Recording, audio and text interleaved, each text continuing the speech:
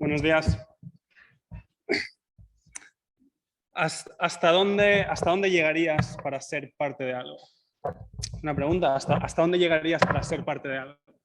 ¿Cuánto pagarías por pertenecer a algo más grande que tú? ¿Sabes? Pertenecer o ser parte de algo más grande es uno de los anhelos más grandes que tenemos hoy en día. Ha sonado varias veces en las historias, ¿verdad? Todos queremos pertenecer, pero curiosamente, a pesar de que hoy en día estamos más conectados que nunca antes, parece que esto de pertenecer, esto de ser parte de algo más grande, no nos está resultando fácil. De hecho, dicen los números que hoy en día nos sentimos más solos que nunca antes. Sobre todo los jóvenes, los adolescentes. Dicen los números que los adolescentes se sienten más solos que nunca, ¿verdad? Parece que queremos pertenecer, pero parece que no es tan sencillo. A veces, pertenecer tiene un precio, ¿verdad? Y parece que no siempre sabemos cómo pagarlo, cómo pagar ese precio para ser parte de algo más grande. Y hoy estamos aquí como iglesia, como invitados. Te doy una vez más la bienvenida si eres un invitado o una invitada.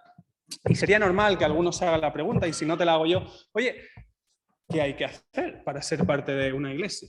¿Qué hay que hacer para ser cristiano? ¿Cuánto cuesta? ¿Cuál es el precio que hay que pagar para ser parte de esto? Precio en el sentido metafórico.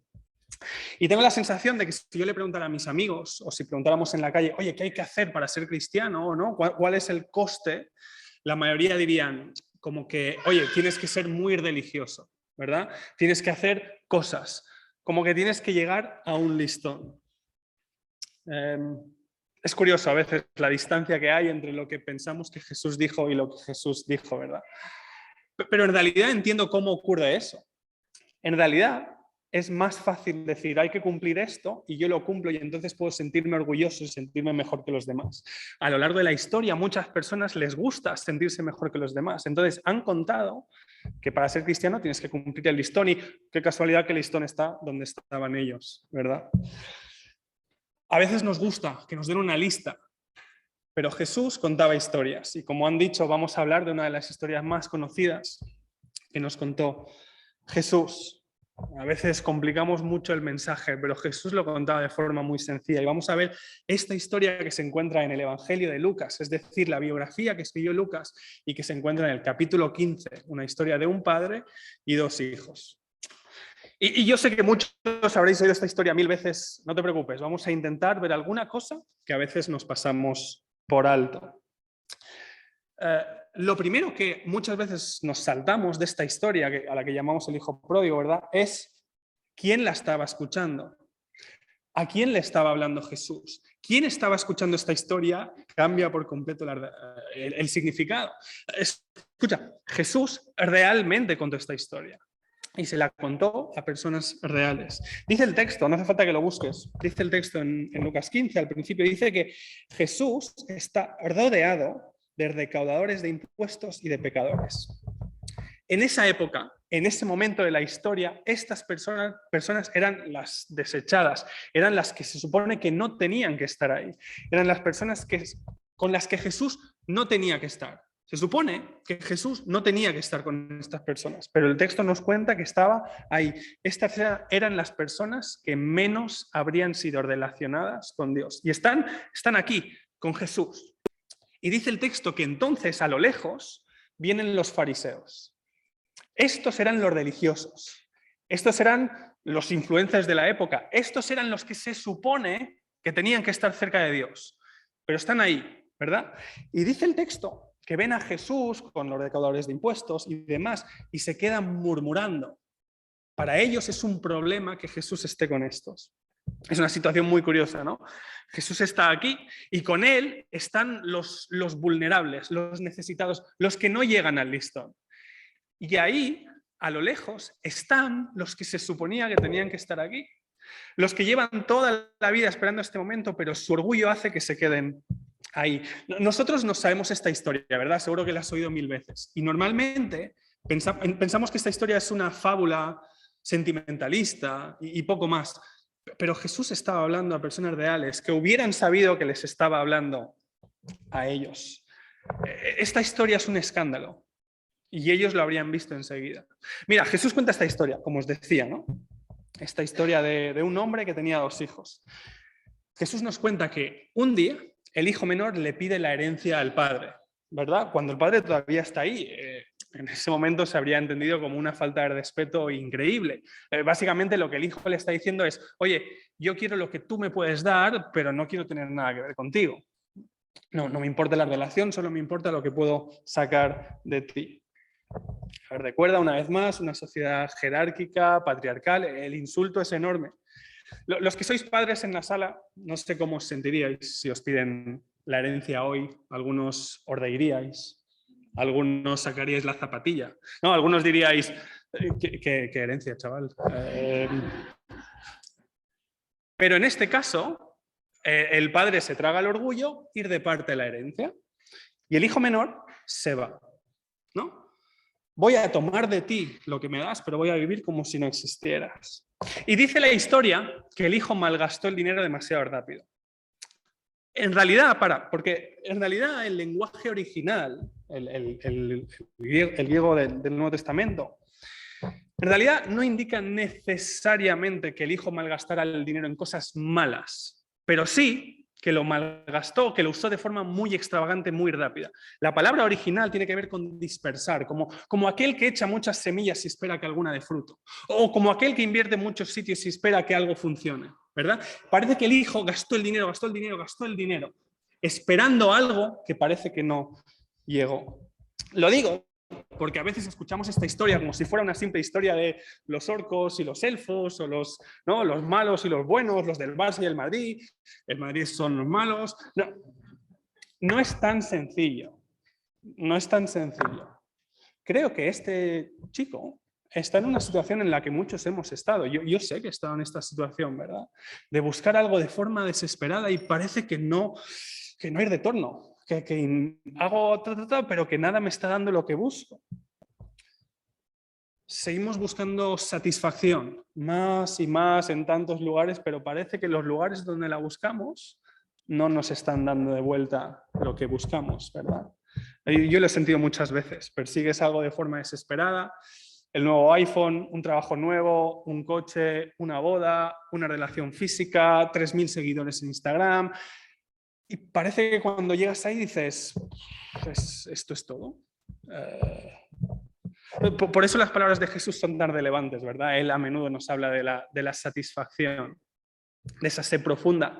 ¿Os acordáis lo que nos decía Jesús? Lo hemos visto varias veces en la iglesia. Él nos ofrecía agua que quita la sed.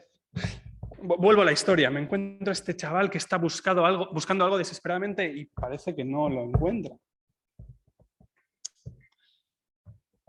Resulta que el chico termina cuidando a cerdos. ¿Vale? Hay mucha simbología en este animal en particular. No vamos a entrar porque no hay tiempo. Me han pedido que sea breve. Pero dice el texto, dice versículo 16, una vez más, no hace falta que lo busques, yo lo voy a leer. Dice versículo 16 que el chaval deseaba llenarse el estómago de las algarrobas que comían los cerdos, pero nadie le daba nada. Es una imagen impactante, ¿verdad? Este chico que venía de una casa donde podía comer lo que quisiera, de golpe se encuentra queriendo algo que antes no hubiera querido. ¿No? Es como que estás aquí, buscas esto y terminas deseando algo que antes no hubieras querido. Y entonces, miren el punto clave de la historia, dice, versículos 17 al 19, dice, entonces, volviendo en sí, dijo, ¿cuántos de los trabajadores de mi padre tienen pan de sobra, pero yo aquí perezco de hambre? Me levantaré e iré a mi padre y le diré, Padre, he pecado contra el cielo y ante ti, ya no soy digno de ser llamado hijo tuyo, hazme como uno de tus trabajadores. Y levantándose, fue a su padre. Nos cuenta la historia que el chico decide volver a casa. Quizá, piensa él, quizá el padre tendrá compasión y me dejará volver como un trabajador. Es lo que dice el texto, ¿verdad? Quizá me dejará ganarme, currármelo, llegar al listón y ganarme poder volver a casa. Y lo que pasa a continuación es el escándalo del que se hablaba, pero no por lo que solemos pensar. Buen clickbait ¿verdad? Típico título de vídeo de YouTube. Chico cristiano vuelve a casa y no te creerás lo que pasó a continuación. Pero va en serio, porque recuerda, Jesús está hablando a personas reales. Una vez más, ponte en situación. Jesús está hablando a personas reales en este momento. Está rodeado de los vulnerables y están ahí los fariseos escuchando. Esta es una historia real. Y seguramente, y no es clickbait, pensaban que iba a ir de otra forma. El chico decide volver a casa y dice el texto, voy a leer versos 20-24, dice: cuando todavía estaba lejos, su padre lo vio y sintió compasión por él y corrió. Se echó sobre su cuello y lo besó. Y el hijo le dijo: Padre, he pecado contra el cielo y ante ti, ya no soy digno de ser llamado hijo tuyo. Pero el padre dijo a sus siervos: pronto, traed la mejor ropa y vestidlo, y poned un anillo en su mano y sandalias en los pies, y traed el becerro engordado, matadlo y comamos y regocijémonos, porque este hijo mío estaba muerto y ha vuelto a la vida, estaba perdido y ha sido hallado. Dice la historia que el padre le ve cuando el hijo está volviendo. No estamos hablando de un pisito de 20 metros aquí, que son los que la mayoría... No, estamos hablando de una casa, con un camino, con unas tierras. Dice que cuando se estaba acercando el padre le ve. ¿Sabes lo que significa eso, verdad? Seguro que ya lo has oído. El padre estaba esperando a que el hijo volviera a casa. Recuerda, Jesús cuenta esta historia en un contexto. Jesús nos está indicando cómo es la naturaleza de Dios. Dios está esperando a que volvamos a casa. Y el padre corre, ¿vale? Dice la historia que el padre le ve, siente compasión y corre. Y ahora correr nos parece normal, a algunos más que a otros, pero hoy en día correr nos parece algo normal, pero en esa época un señor de una casa no corría, ¿verdad? Si conoces la historia ya lo sabes. El padre iría vestido con una túnica, como iban en esa época. Para correr se habría tenido que levantar la túnica. Era algo vergonzoso, era algo humillante, que un señor no hacía. Pero el padre se humilla. El padre se humilla para ir a buscar al hijo perdido, ¿no? Hasta aquí, más o menos todo, ya lo habremos oído muchas veces, pero a veces esta historia se cuenta como si fuera acerca de lo que va el hijo. Ya lo he dicho antes, ¿cómo le llamamos a esta historia? ¿No? La historia del hijo pródigo. Solemos contar la historia como si va acerca del hijo, pero el escándalo es lo que hace el padre. Ese es el escándalo. ¿Vale? De hecho, en algunas partes de Oriente Medio a esta historia le llaman la parábola del padre que corda. Porque es el padre el que paga el precio. No es broma. Es el padre el que paga el precio. Al principio se hablaba de precios, de costes. Ese es el padre el que paga el precio. Escucha, en el corazón de esta historia, y si solo te vas a quedar con una frase, quédate con esta. En el corazón de esta historia me encuentro un padre que está esperando a que su hijo vuelva a casa y que hace todo lo necesario para que pueda hacerlo. Un padre, lo repito, un padre que está esperando a que su hijo vuelva a casa. ¿Y qué va a hacer el padre? Todo lo necesario para que el hijo pueda volver libremente. Volver a casa es especial, ¿verdad? O debería serlo, ¿no? Estar en tu casa es estar en el lugar en el que deberías estar, es estar en un lugar en el que puedes ser tú, ¿verdad? Que igual alguno no ha vivido esa sensación hoy en día. Vivimos en un mundo complejo, ¿verdad? Algunos quizá no habremos experimentado un hogar como debería ser, pero sabemos que debería ser, como acabo de decir. Volver a casa debería ser especial.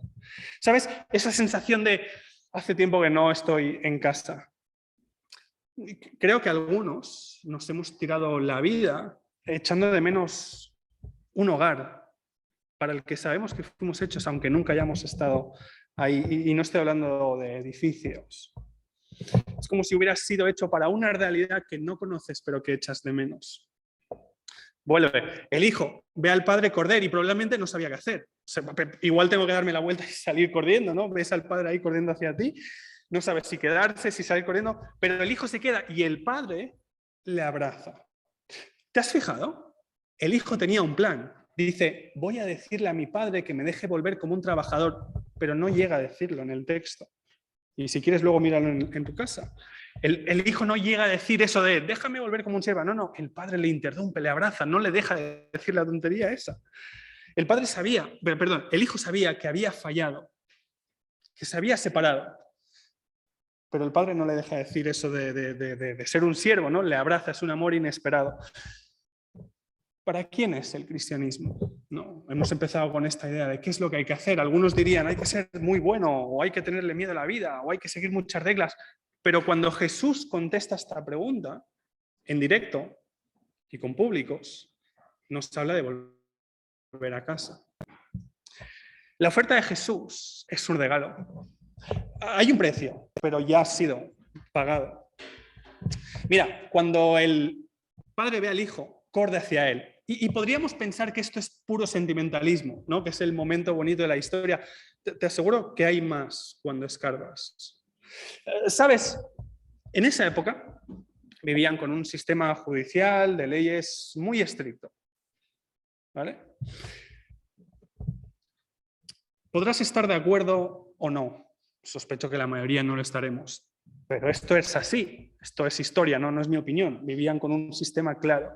A un hijo rebelde que persistía, se le apedreaba. Es una locura, lo sé, parece una locura, pero recuerda, en este momento de la historia, tu familia es tu nación, tu familia es tu seguridad social, tu bandera, tu hogar de ancianos. En ese momento de la historia, escucha, la ley dice, no puedes volver a casa. Hay un precio y no puedes pagarlo. La ley decía, no puedes volver a casa. Así que cuando el hijo vuelve a casa, lo más probable es que los siervos del camino ya estuvieran cogiendo piedras. Porque el hijo merecía morir en este sistema. Los que están escuchando a Jesús en directo estaban diciendo, ahora es el momento en el que por fin va a demostrar que es uno de los nuestros. Porque el hijo merece morir según la ley, ¿no? El hijo había insultado a su padre, había declarado su independencia, se había ido. Quiero decir, eso, por quieras o no, crea una distancia, crea unas consecuencias legales, relacionales, naturales por la distancia. Hay unas consecuencias. Un precio que el hijo no podía pagar. Dime, ¿quién era la única persona que podía salvar al hijo? El padre, ¿verdad? El padre es el único que puede salvar. El hijo no puede salvarse a sí mismo. Los siervos no pueden, solo puede pagar el padre, porque el padre es aquel contra quien ha sido hecha la ofensa y porque el padre es el único con la autoridad para hacerlo. Así que el padre corre, haciendo el ridículo. Esto no es solo euforia. Es un padre que corre a salvar a su hijo. Es un padre que corre a ponerse en medio de las consecuencias y del hijo, a ponerse en su lugar. Muchos ya veis los ecos, ¿verdad? De otro padre que hace el ridículo, porque el mismo Jesús que cuenta la historia, poco después está muriendo en una cruz, haciendo un ridículo gigantesco, uno de los mayores ridículos de la historia. Esto ya no es una fábula, estamos hablando de hechos reales, históricos, podemos hablar de lo que significan y lo estamos haciendo.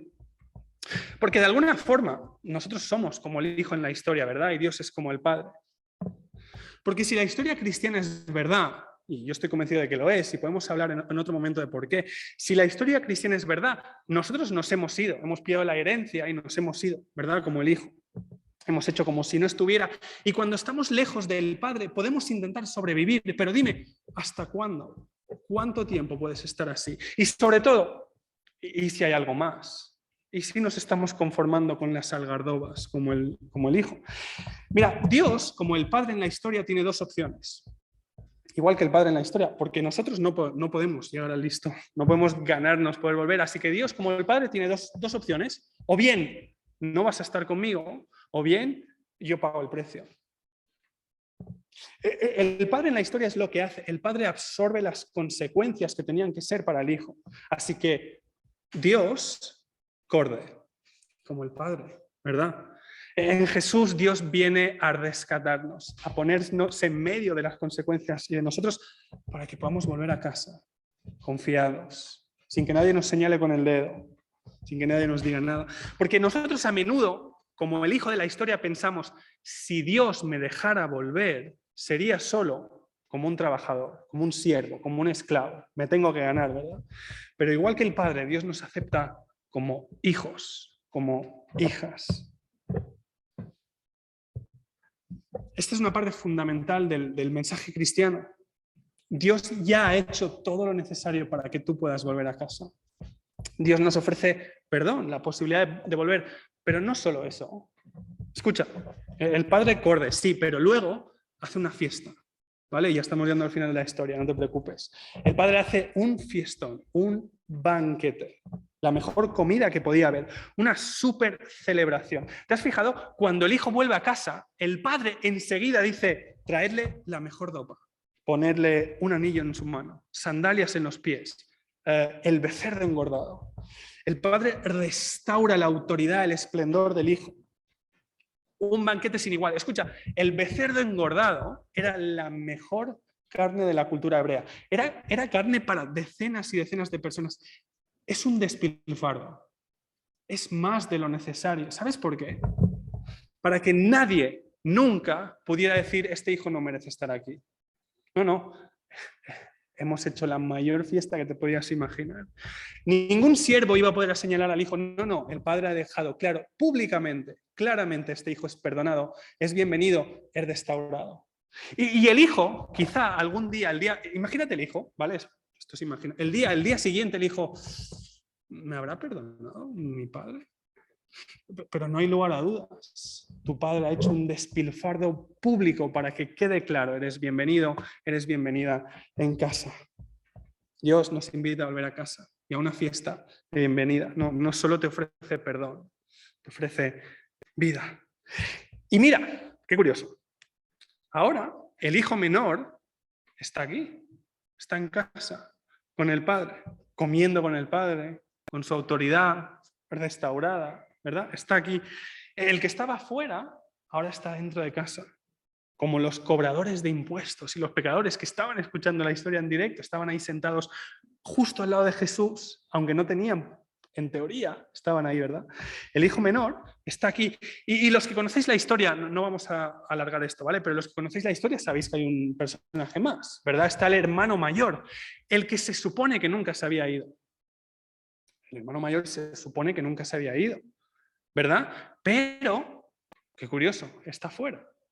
El que se supone que estaba aquí, el que se supone que nunca se había ido, está fuera. ¿Y qué es lo que hace el hermano mayor cuando ve al pequeño dentro? Se enfada y se queda lejos, refunfuñando, como los fariseos, ¿verdad? Del principio de la historia. Se queda lejos, aunque se supone que estaba aquí, ahora el pequeño está aquí y el mayor está ahí enfadado. Piénsalo, ya lo hemos dicho. Esta gente llevaba toda la vida esperando una solución, toda la vida esperando a que alguien les sacara del pozo. Y cuando lo tienen delante, su orgullo hace que se queden lejos. ¿Te imaginas? ¿Te imaginas tener delante aquello que llevas toda la vida esperando y quedarte lejos? ¿Tú querrías perderte aquello que llevas toda la vida esperando? ¿Querrías perderte el banquete de bienvenida? ¿Querrías perderte la restauración? ¿Querrías perderte estar donde tienes que estar, ser quien tienes que ser? Y es curioso. Una de las cosas más curiosas de esta historia que cuenta Jesús es que no sabemos cuál es el final. No cuenta el final de la historia. Jesús no nos dice si el hermano mayor entra o no.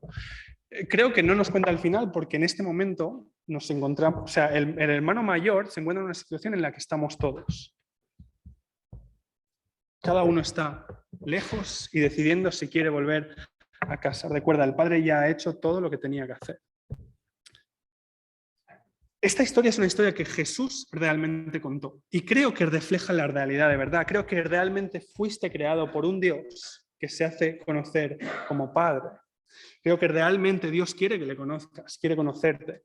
Creo que realmente Dios ya ha hecho todo lo necesario para que puedas volver a casa y que realmente es una invitación para ti. Está esperando con los brazos abiertos. Hablábamos al principio de pertenecer, de cuánto pagarías. Aquí tienes una invitación y ya está cubierta, ya está pagada. Lo único que tienes que pensar, como con cualquier invitación del mundo, es, ¿quieres venir? ¿Crees que esto es para ti? ¿Y lo quieres? Vamos a escuchar una canción. Para terminar, voy a invitar a Pablo que pase. Te invito a que escuches las palabras de la canción y después salgo yo y en un minuto terminamos.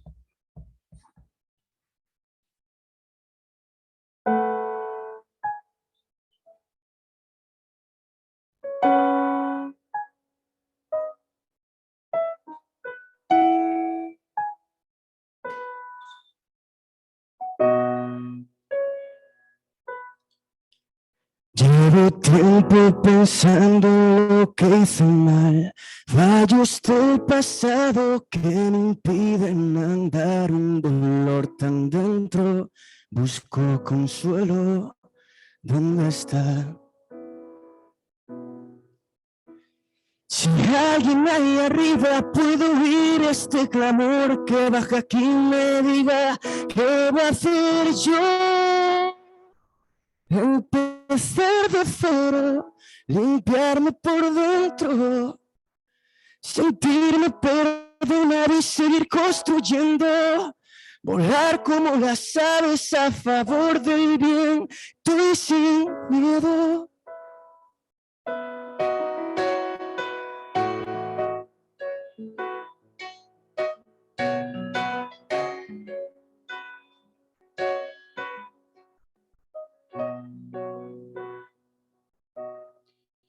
Llevo tiempo buscando en todo lugar, persiguiendo sonrisas que me dieran paz. No encontré silencios, volando en cuerpos sin amor. Grito fuerte a ver si alguien oye mi voz. El culpable suplica en el suelo. Empezar de cero, limpiarme por dentro, sentirme perdonar y seguir construyendo, volar como las aves a favor del bien, estoy sin miedo. Mis errores llamando a la puerta están, me recuerdan quién soy y me empujan a la oscuridad.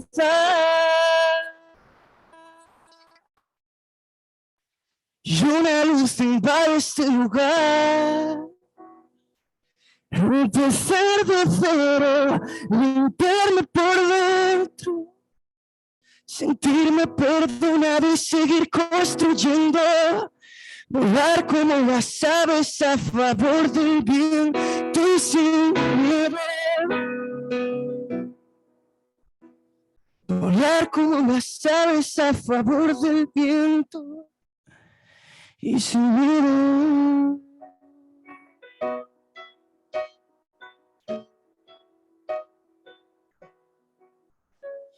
Volar como las aves a favor del viento y sin miedo.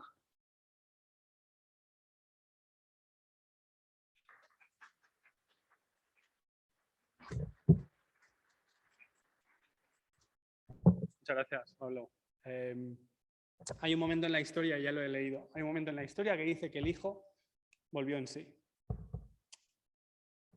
Podríamos hablar horas teológicamente de lo que significa esto y filosóficamente, pero básicamente lo que ocurre en la historia es que antes el hijo iba en una dirección y se da la vuelta y vuelve. No es volver en sí, no es un conjuro, no son palabras mágicas, no es algo mecánico, simplemente es, antes me estaba alejando de casa, pero quiero volver. Así que me doy la vuelta y camino en dirección a casa, camino en dirección a este Dios que está con los brazos abiertos. Y esa es la invitación para ti con la que te quiero dejar. ¿No quieres volver a casa? A favor del viento, como dice la canción, y sin miedo, porque un padre te está esperando con los brazos abiertos. Quizá dices, Gerson, esto suena súper bien, pero es que no sé si es verdad. Te invito a que lo investigues. Como siempre digo, estamos hablando de la pregunta más importante de la historia y lo mínimo que puedes hacer es investigarlo. Yo entiendo que es una pregunta importante, lo fue para mí, y si para ti lo es, te animo a que lo investigues. Pero quizás estás listo para volver a casa. Como digo, no significa dar un teletransportarte ni hacer algo mágico, simplemente significa quiero darme la vuelta.